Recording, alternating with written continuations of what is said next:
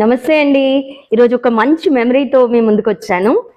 అది చాలా చిన్నప్పుడు మెమరీ, బట్ ఇప్పటికీ నా మైండ్లో అలా ఉండిపోయింది.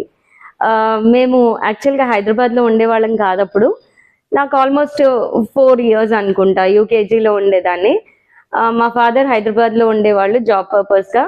నేను, మా అమ్మ, మా అక్క, మా చెల్లి ఆదిలాబాద్లో, అంటే ఒక కాగజ్ నగర్ అనే ఒక ఊర్లో ఉండేవాళ్ళం. సో ఆ అమ్మే పాప మొత్తం అంతా రెస్పాన్సిబిలిటీ మాది తీసుకునేది.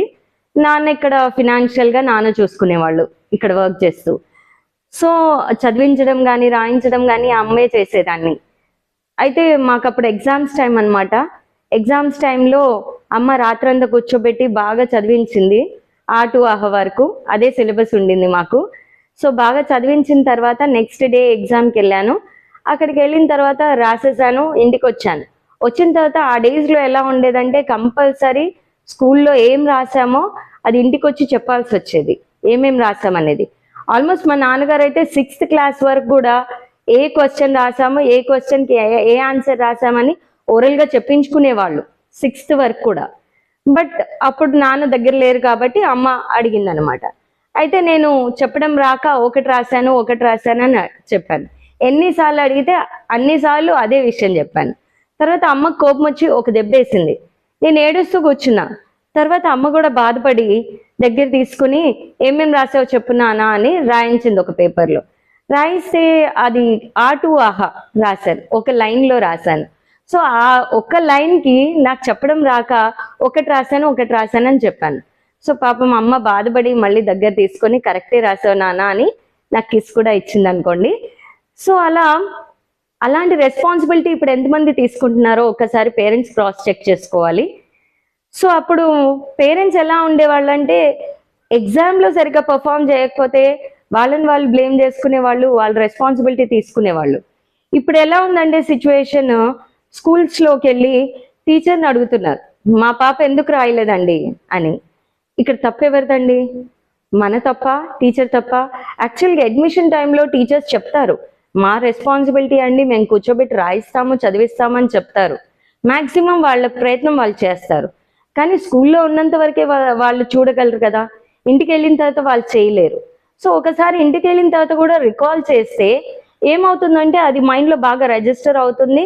అండ్ నెక్స్ట్ డే వాళ్ళ ఎగ్జామ్లో బాగా పర్ఫామ్ చేయగలరు. సో అక్కడ ఏం జరుగుతుందంటే ఈ డేస్లో ఏం జరుగుతుందంటే స్కూల్కి వెళ్ళి టీచర్స్ని క్వశ్చన్ చేయడం మొదలు పెట్టారు పేరెంట్స్. మా అమ్మాయి ఎందుకు రాయలేదు, లేదా మా అబ్బాయి ఎందుకు రాయలేదు, ఎందుకు చదవలేకపోతున్నాడు, నెక్స్ట్ టైం ఇలా మార్క్స్ వస్తే మాత్రం నేను ఊరుకోనండి అండ్ టీచర్కి వార్నింగ్స్ వెళ్తున్నాయండి. బట్ ఈ విషయంలో టీచర్స్ ఏం చేయగలరండి? టీచర్స్కి ఉండే ఒక పీరియడ్లో 45 minutes ఆఫ్ పీరియడ్ ఉంటుంది. అండ్ ఎవ్రీ స్టూడెంట్ మీద టీచర్ కంపల్సరీ కాన్సన్ట్రేట్ చేయాల్సి ఉంటుంది. టీచర్స్ నేర్పించేంత వరకు నేర్పిస్తారు. బట్ ఒకసారి ఇంటికి వెళ్ళిన తర్వాత ఖచ్చితంగా పేరెంట్ రెస్పాన్సిబిలిటీ ఏంటంటే రికాల్ చేయించాలి. ఫీజు కడుతున్నాం కదా అని మాట అనద్దండి. ఎందుకంటే మీరు ఫీజు కట్టినంత మాత్రాన పిల్లలకి చదువు వచ్చేది. ఫీజుతో పాటు కొంత మన ఇనిషియేషన్ కూడా ఉంటే ఖచ్చితంగా పిల్లలు పర్ఫెక్షన్ అనేది ఉంటుంది. ఎక్కడైతే పేరెంట్ కన్సర్న్ తీసుకుంటున్నారో అక్కడ ఖచ్చితంగా స్టూడెంట్ బాగా పర్ఫామ్ చేయగలుగుతున్నాడు. ఎక్కడైతే పేరెంట్ వచ్చి మా అబ్బాయికి ఎందుకు రాలేదు, మా అమ్మాయికి ఎందుకు రాలేదు, మార్క్స్ ఎందుకు రావట్లేదు అని అడుగుతున్నారో అక్కడ స్టూడెంట్కి ఒక థాట్ అనేది మైండ్లో ఫిల్ అయిపోతుంది. ఏమని అంటే నాకు మార్క్స్ రాకపోయినా నన్ను ఎవరు ఏమి అనరు, ఖచ్చితంగా టీచర్నే అడుగుతారు. So it's not my responsibility, it's the teachers responsibility where I should get the marks అనే థాట్ పిల్లల్లో పెరిగిపోతుంది. ఆ థాట్ పెరగడం వల్ల ఏమవుతుందంటే స్టడీస్ పైన నెగ్లిజెన్స్ అనేది పెరుగుతుంది. So please parents, it's a request అనుకోండి, ఏదైనా అనుకోండి, ఒక సజెషన్ అనుకోండి, but please take care of your kid so that the kid doesn't get in to a perception that it's only the mistake of a teacher if a child is not getting the marks. It's the mistake of child as well the parent also. Hope you people will understand. Thank you so much. Bye bye.